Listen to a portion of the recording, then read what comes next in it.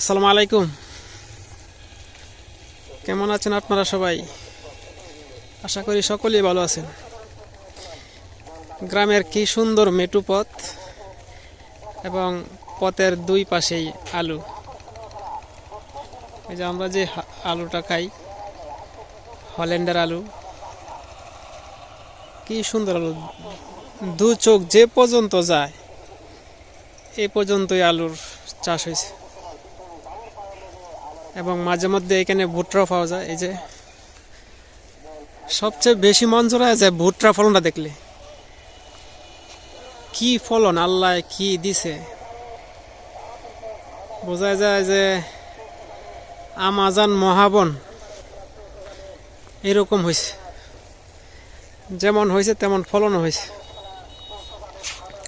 যে ফলনগুলা, এই যে ভুট্টার মোচাগুলা অনেক সুন্দর, কিন্তু এইগুলো কোনো বাড়তি হয় নাই। যখন হারভেস্ট উপযোগী হইব তখন আরো মোটা হইব, আরো বড় হইব।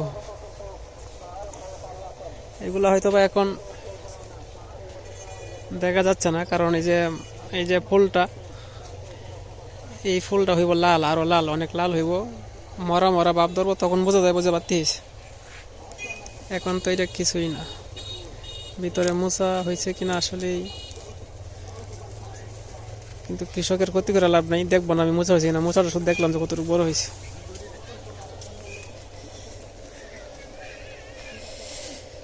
চলেন সামনে যাই, সামনে আগাই। রাস্তাটা অনেক পছন্দ হয়েছে আমার। মাটির রাস্তা অনেক সুন্দর, এদিকে মনে হয় অনেক গাড়ি যায়, গরুর গাড়ি, মহিষের গাড়ি।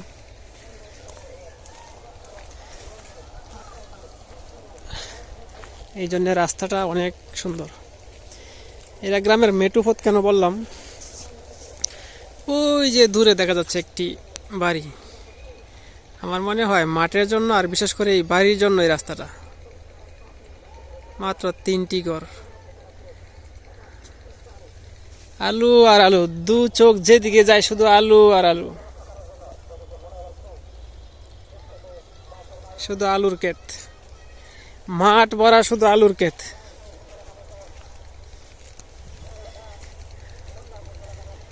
অনেক অনেক বিস্তৃত এলাকা। ওই যে আলু ক্ষেতের ওই পাশে গ্রামগুলা ধু ধু দেখা যাচ্ছে, ভালো করে দেখা যায় না। আলু বলতে আলু তো দেখা যায় না, আলু গাছ আর কি বোঝাই যাচ্ছে যে আলু হয়েছে কেমন।